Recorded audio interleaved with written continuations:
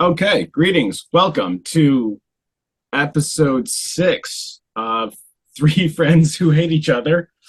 There's some, Currently, it is two friends that hate Josh. yes, Actually, there's two some very friends that hate Josh. specific hate going in one specific direction.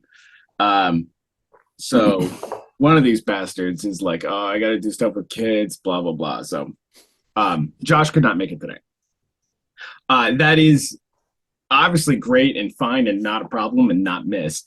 We're But all looking also, forward to it.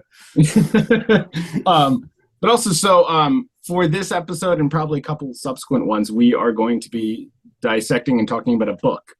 The book is called Jesus and John Wayne: How White Evangelicals Corrupted a Faith and Fractured a Nation by Kristin Du Mez.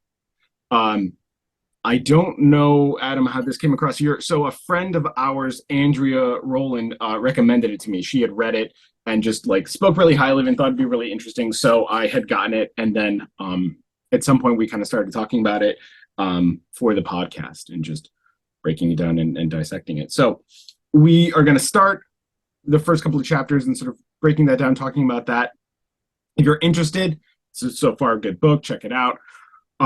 So we're going to start talking about this, and then there will be other episodes, which unfortunately Josh will probably be a part of, where we continue to talk about this. So welcome. Go for it.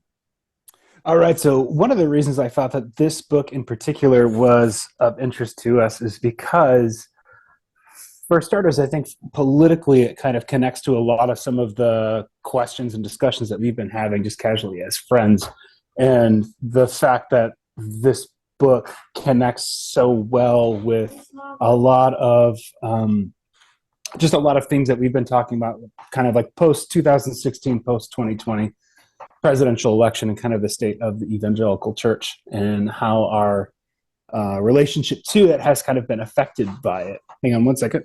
She's at a board meeting. Go away. Hi, Mr. Dave. And that's my daughter, Sage. She's Basically, really excited to see Dave and is very, very happy that Josh isn't here either. another firm. Maybe she came home. No. She'll come home later. Okay, so Sage, both of you, and by both of you, I mean you, Dave, and your mother, who is our only subscriber. Yeah.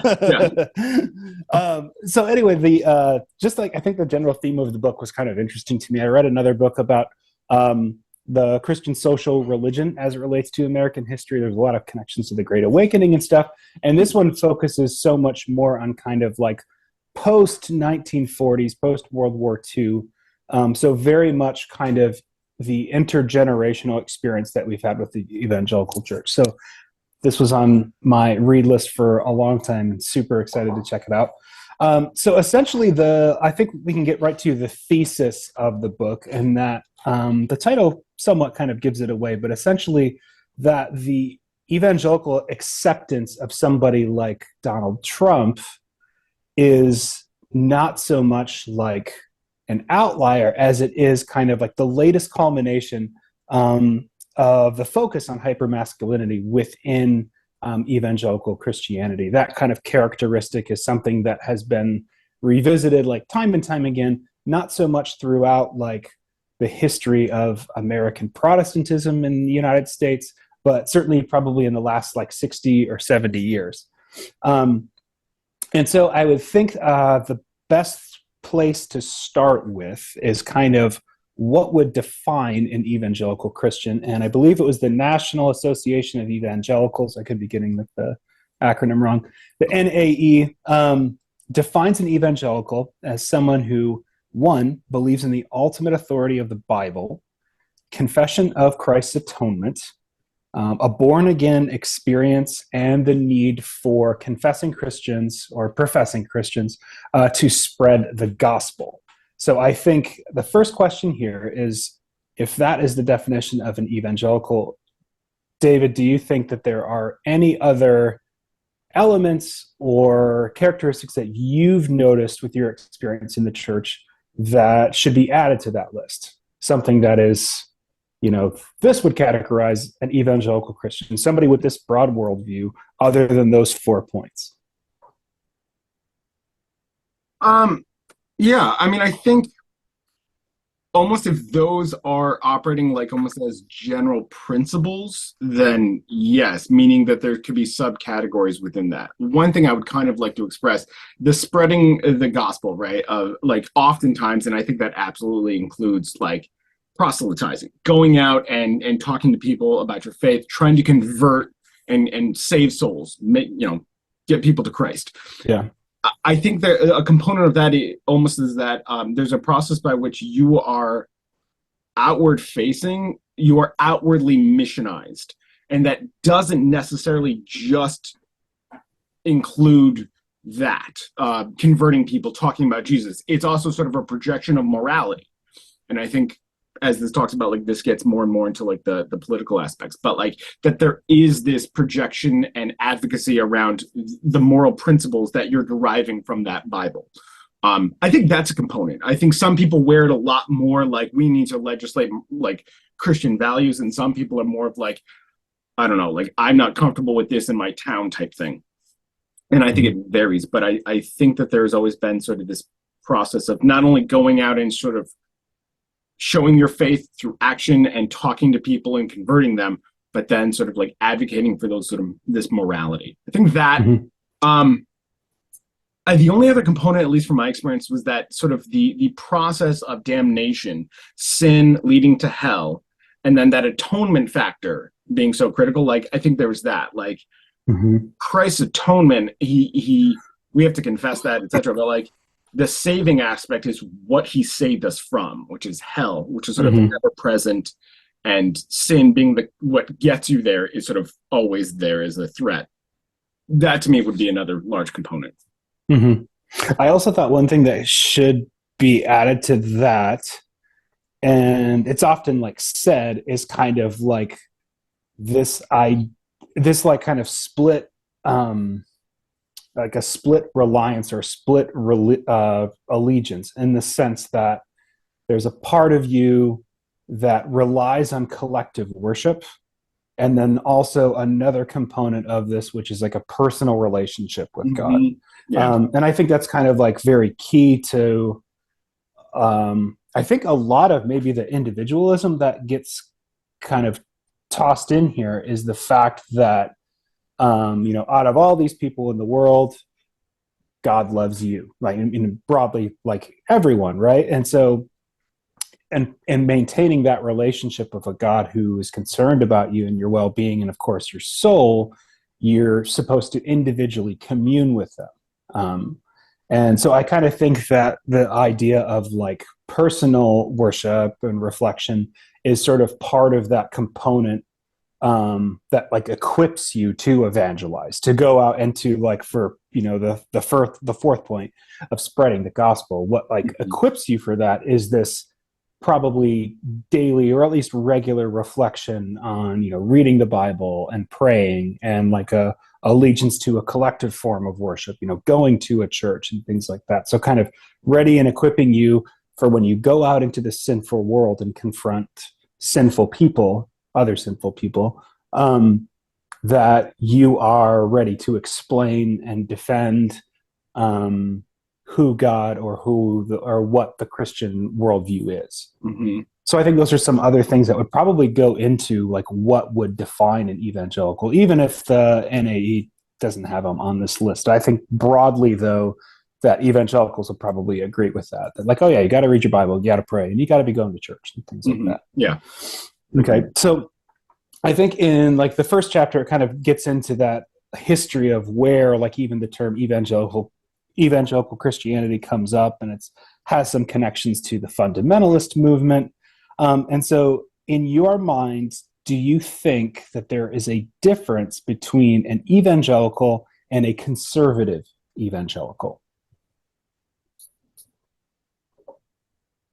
Present day or historical? I think historically. Oh.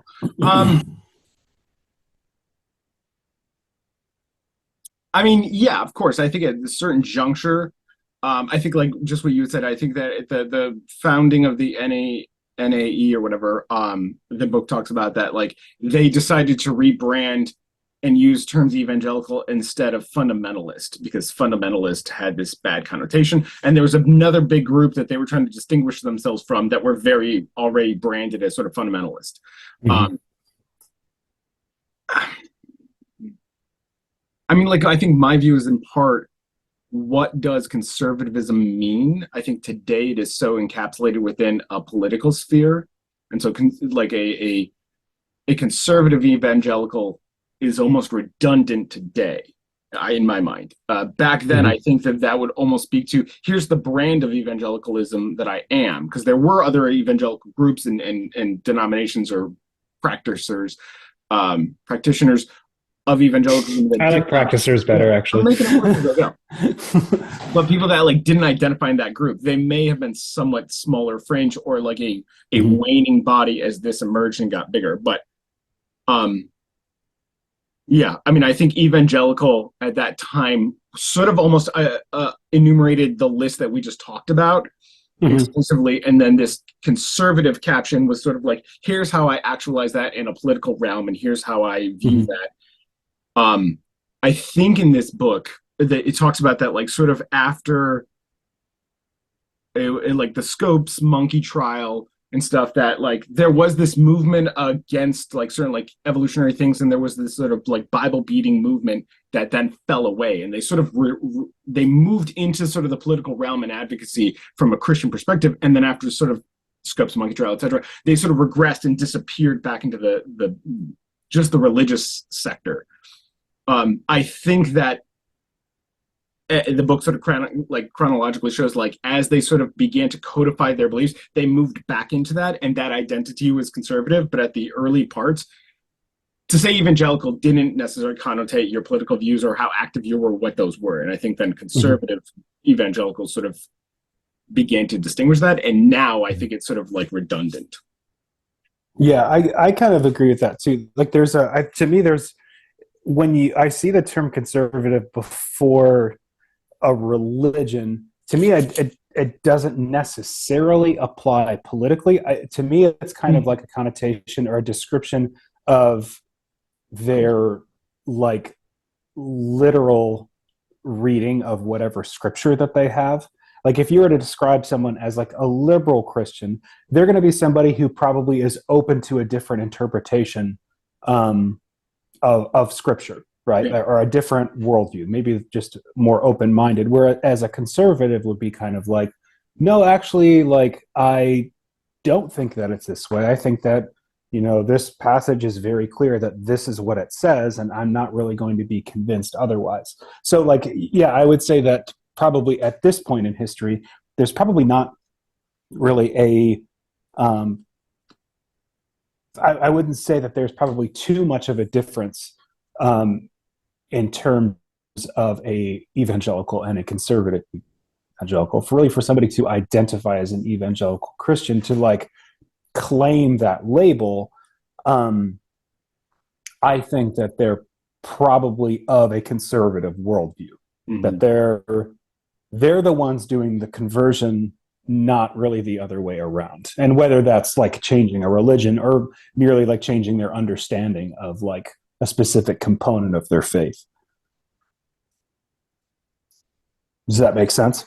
Yeah, absolutely. Yes. I think I was almost thinking like, I was thinking of this contrast between like Mark Driscoll and Jim Wallace, of this very like liberalized, Jesus is love and our message should be like our service to the world, and that's Christianity. And Driscoll very like Bible says submit, you don't do this, this is this, like here's the words of the Bible type thing, as this embodying a conservative versus a liberal, a very like regimented and tight versus more open, accepting theology around those things.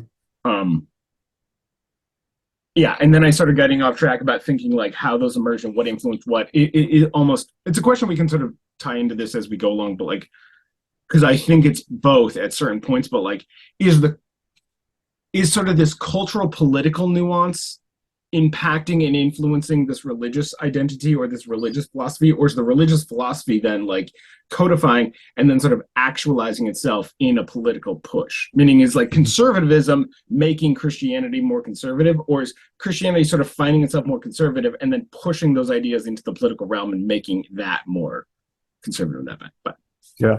And I kind of think the premise of this book is more so that culture/politics is actually having that effect on Christianity as a whole. Yeah. So let's go into question 3, and that's kind of like about sort of the history of fundamentalism, of course, evangelicalism, since fundamentalism is sort of like the label that they decide to disregard and kind of like rebrand as evangelical, right? So they talked about how fundamentalism is kind of like a result or a rebuttal of modernist philosophy. Like there was a really good piece in there that I enjoyed in talking about World War I, where they're kind of saying that like there's an element, people like Ernest Hemingway, people that have gone through the war or experienced it in some way, shape, or form, and their art is like very much kind of like despondent, nihilistic, and kind of like, what was this even for? And kind of questioning the meaning of life in some cases. Mm-hmm. And fundamentalism on the other end of it is kind of like championing this war as like, this was just because America is this Christian nation and we defeated this group of people who gave birth to like the Nietzsche and a lot of like nihilist thought. And so with fundamentalism kind of being interpreted as almost like this rebuttal of modernism in like the 1920s, is there an evangelical response to postmodernism, or even kind of, because I think this is where we're at now, which is like a postmodernism. And you being the philosophy person, I wanted to pick your brain about that. Yeah. Sorry. I mean, I would say absolutely. I think everything is always going through these reactions. I mean, I think that's what philosophy does, and I think that's what culture and society does. And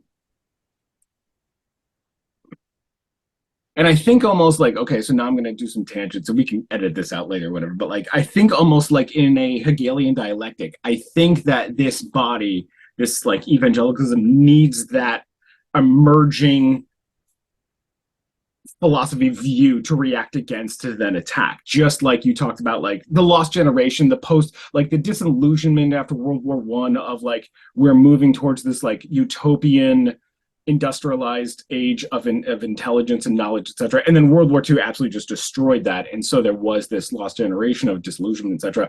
And then sorry, I apologize. World War I.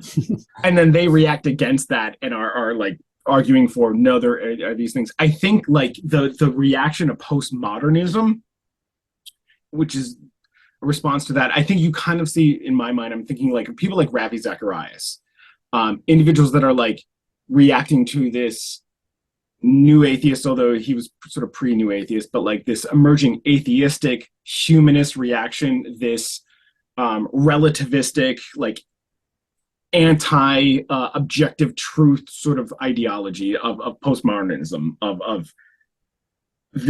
postmodernism was maybe a little hyper subjectivity, their reaction was that everything is this, and now like that means there's no God, that means there's no truth, that means all this. And I think that absolutely sort of codified that reaction.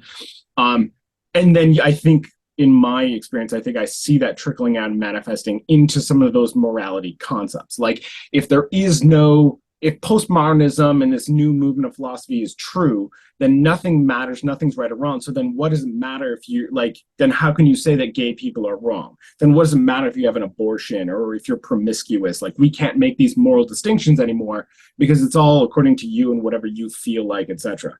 I feel like that absolutely is the emerging reaction of a fundamentalist or a modern evangelical movement against sort of postmodernist thought. Which I think, ironically, as you pointed to, I don't even know what we're in right now, but like, yeah, we have moved beyond postmodernism.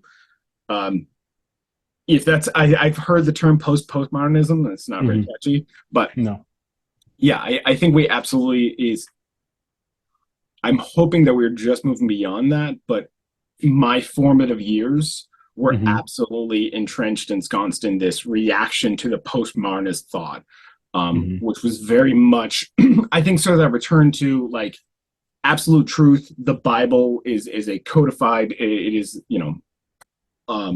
inerrant truth, and that like we know what these things are. These are not based on perspectives or like integration. These aren't based on like a subjectivist view. It is objectively true in all of this, and I think that was Mm-hmm. like the big.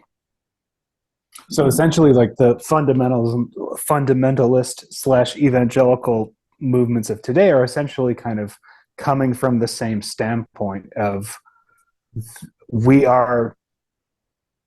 Well, I guess I should pose this. So, like, if a guy like Ravi Zacharias or a guy like Mark Driscoll, who's like reached a ton of people in like the early 2000s, Mm-hmm. is kind of coming from a worldview in that the Bible should be taken literally, at least from a philosophical standpoint. How might their views of what is how the Bible was currently being interpreted as literal mean for someone like that in 2000, as opposed to somebody like William Jennings Bryan at the Scope trial in the 1920s? How do you think maybe that would have been, or that would be different? The Or is distinction it different? between this like Evangelicalism. absolutist versus that one. Yeah. Yeah, again, I think it's just reactions to the time and reaction to those movements. Obviously, William Jennings Bryan is screaming about creationist ideology of a refutation of the new scientific claims that spoke to the world. I think some and sort of that the enlightenment, the actualization of what we can know is based on this, where the movement was sort of saying either it's internally or it's subjective or, it's your id, what have you. I think the sort of Driscoll movement is doing the same thing in a sense of as we've moved to the individualized sense of that, meaning Driscoll maybe, as you said, like maybe not literalist, but like that the philosophy is literal, like men and women are born men and women.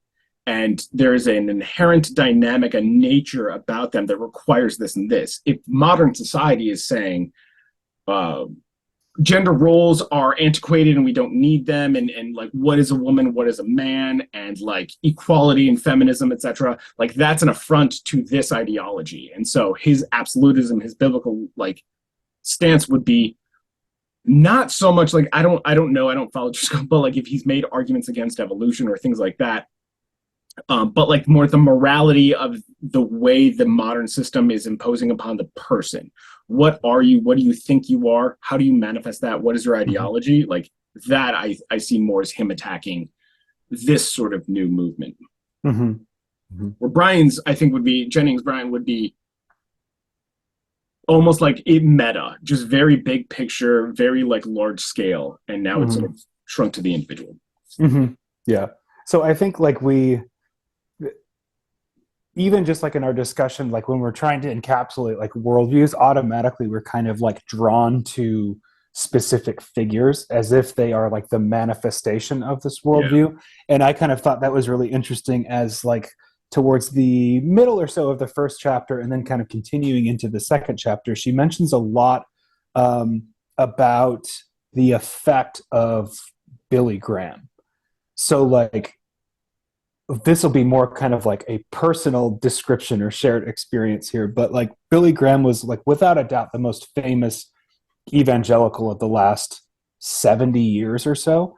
Yeah. And so for your impression growing up, because it was kind of like, I mean, like you had your pastor, but really like as a child, I'm saying like you had your pastor, but then you like really your experience or knowledge of churches outside of your own, I feel like the only other pastor I had heard of was Billy Graham. Like I didn't know like these other pastors in my town or anything like that. Mm-hmm. I just knew like I had my pastor, and then also like Billy Graham's running around the world like preaching these massive sermons and stuff.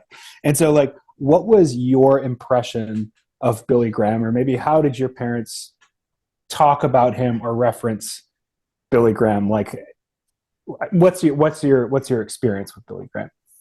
Yeah. What's my experience with Billy Graham? Billy and I used to be on a bowling team together, and so He bowled a 140. No.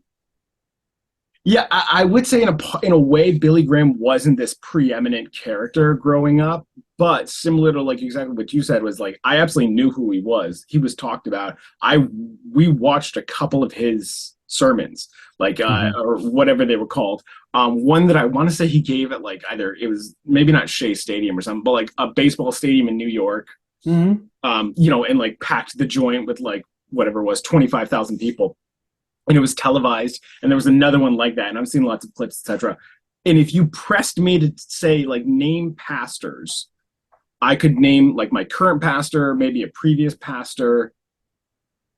Yeah, maybe like another one or two. Like, oh, I went to my friend's church and they went, but like, yeah, then Billy Graham, like he was super famous.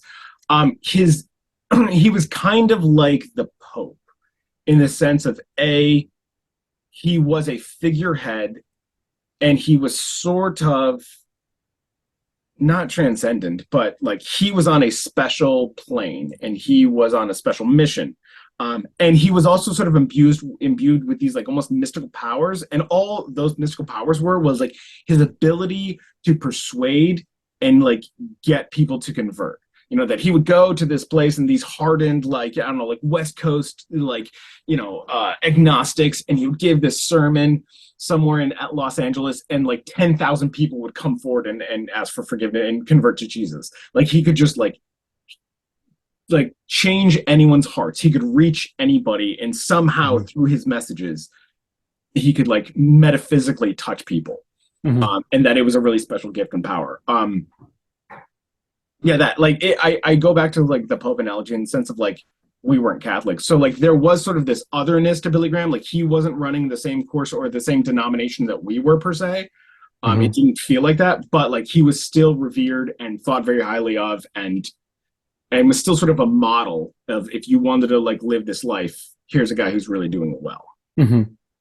Yeah, I mean, I think the Pope analogy is kind of like really the perfect example because of the fact, like, I know later in life, I just recognized how like the endorsement of Billy Graham for a presidential candidate was kind of like, it was like, in the sense that I don't want to say he was a kingmaker because everybody he endorsed didn't get elected, but at the same time, it's kind of like really part of like one of the crucial pieces any Republican candidate needed to get if really they wanted to secure the evangelical voting bloc was to have the endorsement of Billy Graham. Now, like there's certainly other like evangelical pastors that are probably are noteworthy today.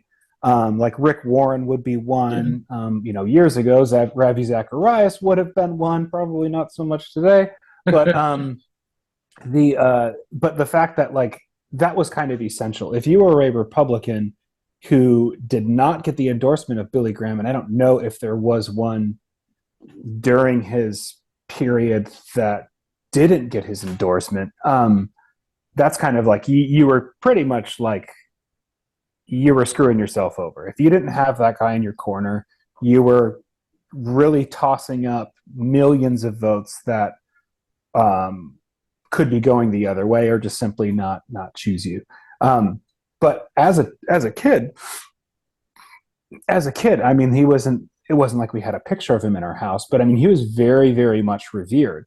And I remember like when my grandpa would come up from Florida in the summertime, and how like if there was a Billy Graham crusade on, like we were going to sit down and watch it for 2 hours. And that's what we were going to do. Like, yeah, we weren't going to be playing baseball. We were going to go watch Billy Graham. And like what I kind of remember though about being young and even into my teens and like watching his sermons is the fact that I would probably separate in terms of my experience the ways that he kind of gained that prominence to then kind of my experience was him already at this pinnacle Mhm. and essentially writing it out until he physically couldn't do it anymore. And so I saw these like, yeah, very persuasive, charismatic.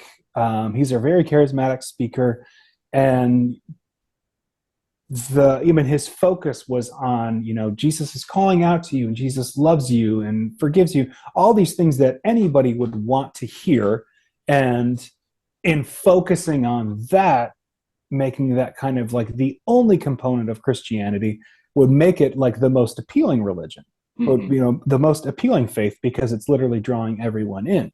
And so that was always my experience with Billy Graham, even kind of as I've moved away from kind of the evangelical world, and kind of like my nostalgia, I'm just like, yeah, Billy Graham was a pretty like solid dude. Like he's all about forgiveness and love. Like that's a really cool thing. And then when you're kind of reading about Billy Graham as a political figure, both in terms of like how he was kind of engaged or in proximity to political power, and really how he sort of used a political influence within the evangelical movement, that's kind of like, yeah, that's that's not actually like somebody that I really like would want to emulate or encourage my kids to emulate, so I was definitely kind of torn. But in terms of my own experience, like 100%, he's sort of like the kingmaker. Like he is the person that is like revered, and in some way, probably in my childhood mind, I'm thinking like my pastor probably like takes his cues from Billy Graham. Like that's kind of the ultimate authority on Scripture and the Bible and Jesus and everything. And so, I guess kind of like maybe transitioning from that. Wait, what? Sorry, I did want to just add in there because yeah, you hit it right in the head. Like, I think if you would ask me, even like, I don't know, like 5 years ago, whatever, like, what comes to mind when you talk about Billy Graham? I would talk about, yeah, like very salvation based, and that's because he has sort of this call to Jesus sermons, etc. And like a high standing figure and all that. If you would ask me, like, is he a political actor? I would have said like, no. And I said he has certainly served as like a spiritual advisor to a host of presidents, but that's kind of because like the Pope thing, he's the biggest guy in the game. Like who else are you going to get? At least for 60 odd years. And then reading the book, I was like, oh, so Billy Graham in his more personal life or what have you was like much more politically a political agent than I ever thought. And maybe because his outward thing, whenever I saw him on TV, it's just repentance, sin, Christ, salvation, that sort of thing. You think that that's his whole bit. And then in this, like he was writing letters to like Nixon, etc., about like foreign policy and advocating for Vietnam stuff and all that. And I was like, wow, like I had no idea he was this. Yeah, it sort of tainted him where I was like, oh, okay. Yeah, that really took me off guard. Yeah, I almost wonder like how like today, if you go on YouTube, like the amount of like content that's sort of devoted to some kind of religious figure, or even maybe like a political figure, like kind of like dunking on someone else, like showing them this is why your worldview is like so stupid and so tainted. And I feel like when it comes to Christian pastors, you like finding this moment, finding this niche or culture war to just like dive into, that it's like, oh man, like you're literally just kind of like really, really trying to make the Bible relevant in kind of like the worst ways possible. Yeah. And like and to me it was kind of like, so yeah, again, kind of like you were saying, like that 5-year window of like, yeah, I mean, like there's a lot to like about this guy. And then you kind of realize in order for him to get to that point of influence and gain that type of following, like he was kind of doing it in not too much of a different way than a lot of those like YouTube pastors, right? Like, granted, he obviously doesn't have that platform, but in terms of like the content and ways of connecting the modern world to his movement was really kind of having very political sermons. Yeah. You know, he's like very much kind of like back and forth in terms of like civil rights, which was kind of, gosh, like you don't really like to read ever that like somebody that you had respected at one point Yeah. was kind of iffy on civil rights. Yeah. It's kind of like one of those things where it's like, is it really kind of like a gut issue whether you should treat everybody equally? But yeah, so like in terms of like thinking of that, it's like really that kind of like narrative of, or I should say like that like character type of this pastor who takes on like the relevant issues. It's always kind of been the same, at least, I mean, since Billy Graham, and I'm sure Billy Sunday was kind of a part of that same thing too. I mean, his big thing was like prohibition and all that kind of stuff. And so I guess maybe kind of in moving on from Billy Graham, because he has, you know, passed away a couple years ago. Do you think that there is, or could there be a person who could take Billy Graham's place in terms of kind of universal promise or maybe universal approval within the evangelical church?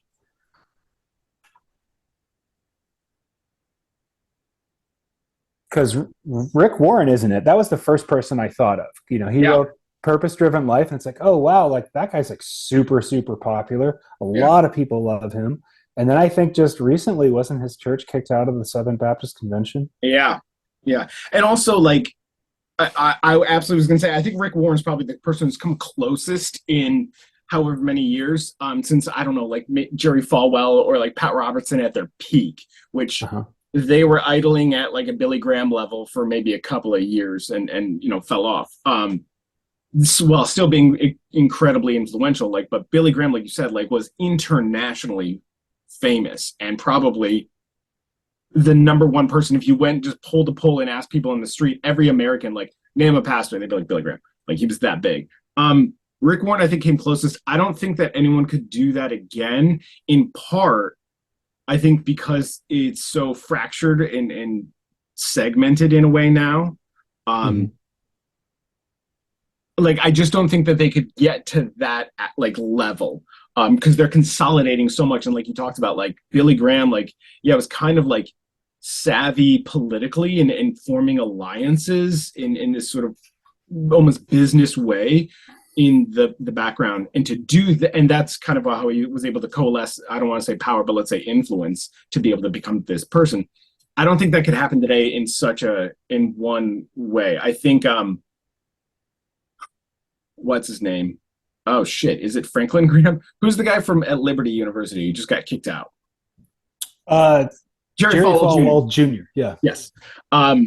Hey, I mean, like, he certainly seemed to be positioning that way, and I think in part he tied himself pretty strongly to Trump's coattails. So the political religious dynamic, he was really cashing in on that, and that seemed to have him rising up. But I mean, no one is going to get to the stage that Billy Graham did, where, like you said, you could talk to like a lapsed Christian or someone, like, as an atheist, I would be like, yeah, Billy he's a good dude. Like, he's fine. Like, he had that sort of status. I think people have come close, but I don't think anyone could. I think those people are now, like I said, like Jerry Falwell Jr., are not trying to get the universal, the majority 80% approval thing. They're trying to coalesce and get unanimous support of this one base. And if they can have that, then they have that power. But they're not trying to win over the nominals. So do you think that, so then that would be a sign that, does that mean that there's a sense of splintering within evangelicalism? Or did you use the word consolidating? I think Billy Graham was able to consolidate, in part, though, because, like, it talks about, like, this is sort of an emerging identity. And as it's sort of codifying its ideas, and this guy emerges and is at the vanguard of this, I think it was easier to sort of coalesce and form that. I think now it is splintered. I think, or I don't remember what I used, but it was, divergent, fractured. I think it is too much that now. To have sort of one whole, an individual, like, coalesce the whole. I think it's kind of like when you have somebody who is so big and so universally loved, you kind of create like an unfillable role. Mhm. And like I kind of use this analogy a lot with my students, is that like Alexander the Great was, I just, just in terms of hyperbole, I always say Alexander the Great was the greatest leader of all time, because immediately after he built the biggest kingdom in the Western world, it literally disintegrates. Like when he's there, nobody is questioning the future of the Macedonian Empire, the Hellenic Empire, but he dies, automatically there's a power struggle and it just like disintegrates. And like the four kingdoms that it split up into, they, for the most part, aside from the one in Egypt, fall away within a few generations.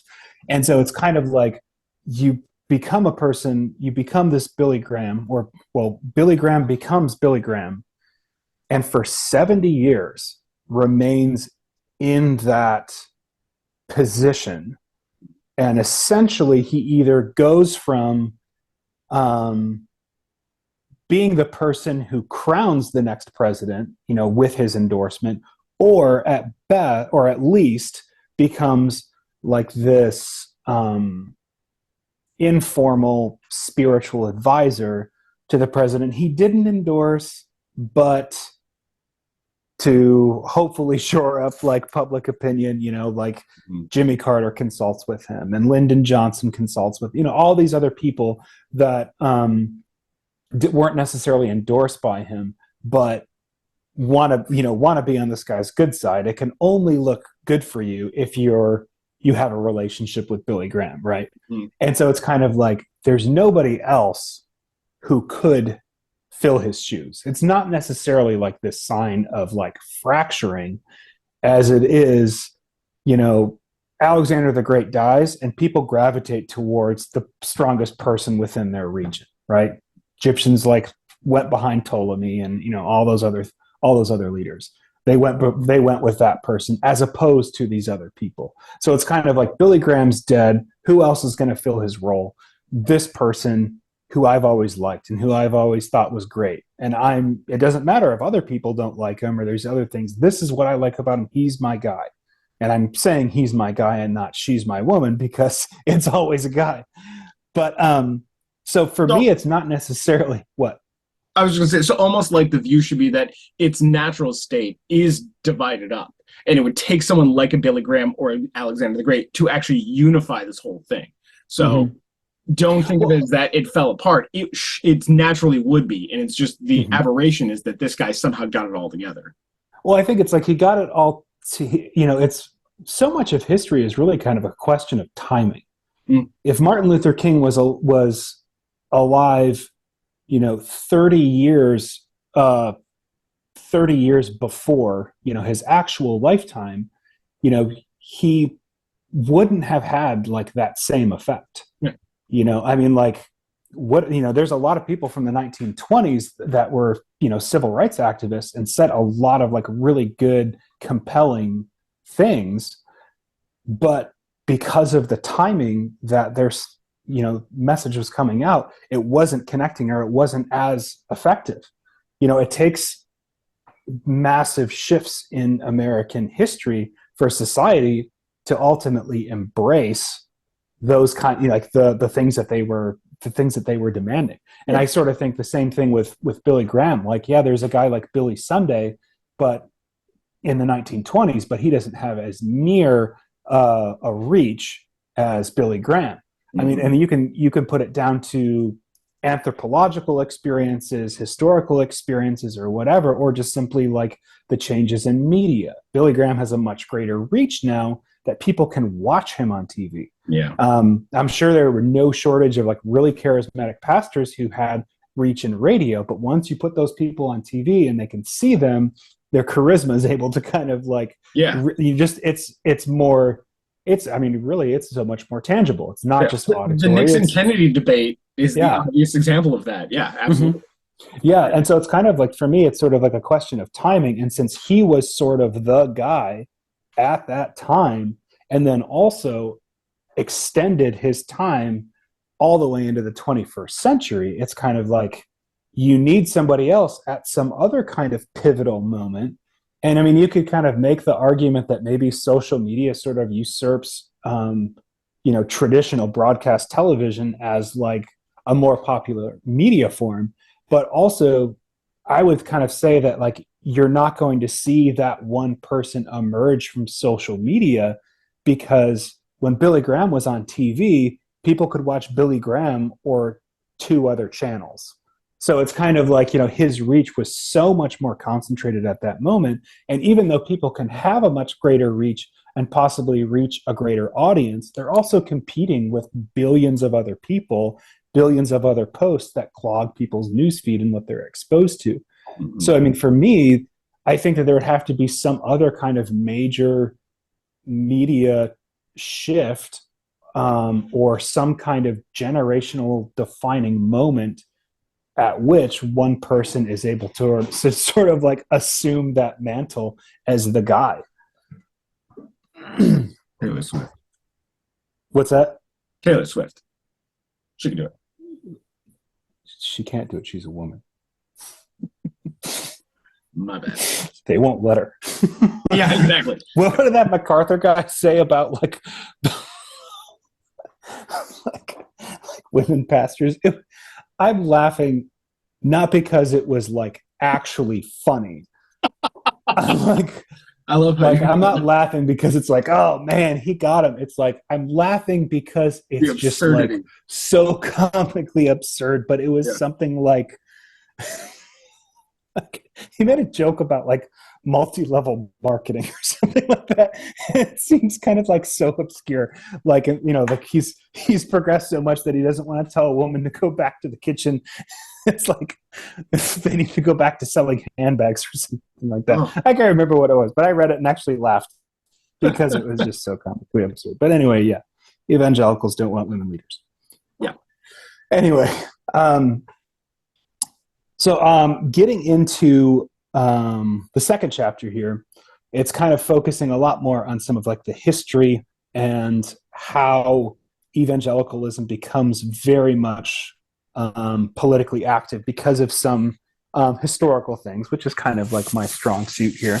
And so my first question for chapter 2 is essentially, people all have their own opinions, based on their experience, based on their worldviews and stuff.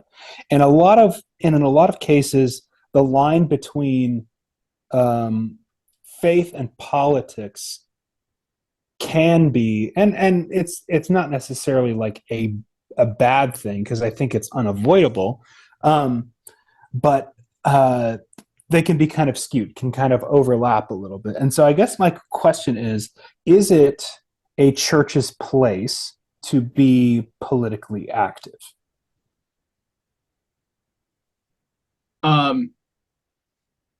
Wait, what's your question? What's my view?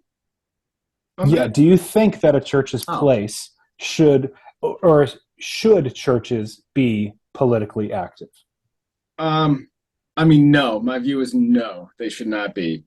I also think that's the view of the Constitution, at least in certain interpretations, or that debate, or at the very least, then if they want to be politically active, they should lose their tax-exempt status. That seems to be the barometer that I think I would take. Then they should be taxed at a normal rate if they want to be politically active. And I think we've even talked about it before. We can go into some other time, but like the wall of separation, sort of dynamic, etc., and what that means, and what does that actually look like, and how is that a context that would couch the First Amendment sort of articulations in something else? But what does that mean tends to be interpreted like an endorsement of a candidate, an endorsement of a policy, an advocacy for some sort of bill or law, etc., things like that. I remember, because I actually have it, I found it in one of these books behind me, but I had torn out a piece of pamphlet, or the can't remember what it's called. The little pamphlet they hand you at church for what the day's service is going to be about. Bulletin, thank you. Mm-hmm. And I'd ripped it out from FBC, and it had this thing about like not July 4th. It was like November's coming up. and make sure everyone's registered to vote and get out and vote our values. And that you could go into the lobby and register or contact people and they would tell you how to register online. And I mean, like, I think the idea of like telling people like, hey, it's coming up, make sure you vote to be a good citizen, and we can help you figure out how to vote. Not a problem. The vote our values thing is sort of obfuscating like what that line is, although that's not saying like what their values are, and so therefore you should vote this, this, and this. It's more of like vote our values, and so it seemed to be somewhat subtle. I think that could be coming close to the line, but I mean, maybe it is crossing the line, but yeah, I think that the idea is simply that those two entities should not cross. And I turn it over to you while you drink your water. Yeah, sorry, I'm parched. Yeah, I don't think it's like a yes or no question, because I feel like so many political issues I kind of have to interpret through my worldview and kind of like what I believe to be right and wrong. And I think because of my worldview includes like is faith-based, I would say, it's hard to think of political issues that I couldn't interpret or take an opinion on without with taking kind of my faith out of it. Like, I mean, for me, okay, go ahead. No, so I mean, are you answering this on an individualized level or a collectivist level? Because on an individualized level, I absolutely agree. No one cannot do that. And I think if you are religious, that's going to bleed into everything, including the political realm. Yeah. But are you asking like institutions and churches? Well, and I mean, I kind of think, we, like when I read about the civil rights movement and you read about churches that didn't take a stance on civil rights. Now to us, like we're reading that, 60 years kind of after the March on Washington and kind of like all of those big moments from like that moment in history.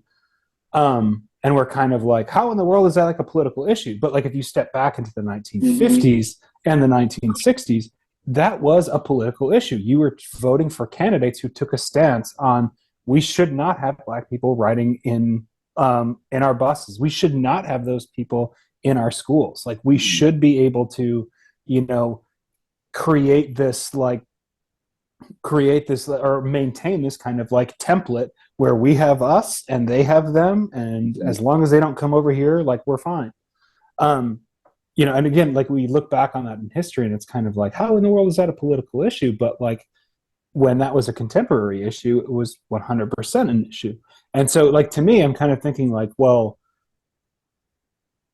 how do you not address something like that from the pulpit? And like to me, I think like a parallel issue is probably like in the discrimination in terms of gender and sexual orientation. I mean, like it's another form of civil rights where groups of people feel discriminated against and not having the same rights as people of a certain gender identity or sexual orientation.